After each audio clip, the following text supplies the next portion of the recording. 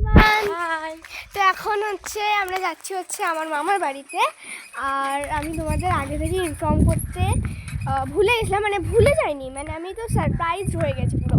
আমি স্কুলে গেছিলাম, স্কুল থেকে এসে দেখছি যে লাগেজ গোছানো, তো আমরা যাবো এখন মামার বাড়িতে ঘুরতে।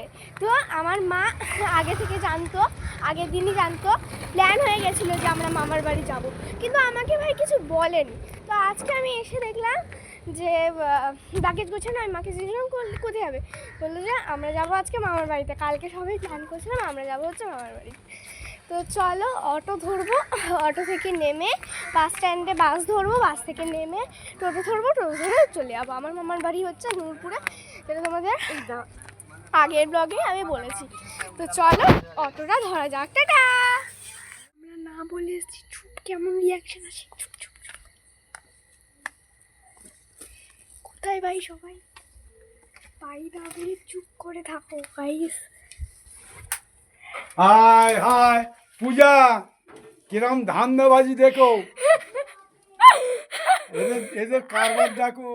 তারা তো আসতেছে। চুপচাপ। কেন আপনি তো আমাকে বলছেন? কি গো, আমি তো হার্টফেল করে ফেললাম। দেখতেই পেলে রিয়াকশনটা। তো আমরা না বলেছি, তো চলো চলো ঘরে যাও। সেই হ্যাংলামের মতন খাওয়া, মানে হ্যাংলার মতন খাওয়া শুরু করে দিয়েছি। পাঁপড় ভাজাটাই। আর তোমরা একটু খেয়ে নাও। যাও। তো গাইস দেখো, এখানে আমার দাদা ভালো রাখো, বাট পানির কাছে জুতো পড়তে ভুলে গেছে গাইস। জুতো পড়তে ভুলে গেছে। আর জানো তো আমার দাদা এতটাই লম্বা, ওর কাছে আমাকে নিজেকে মানে কি বলবো, মনে হয় হাতির সামনে পিঁপড়ে দাঁড়িয়ে আছে এরকম লাগে। হ্যাঁ, তো তোমরা তো একটা দেখেছো। আর রাখি পূর্ণিমার ভিডিও অন্ধকারে আমি ব্লগ করছি পাগলের মতো। চলো আলোতে যাই। তো দাঁড়াও। সো গাইস, সেটা তো বুঝতেই পারছিল, হাতির সামনে পিঁপড়ে।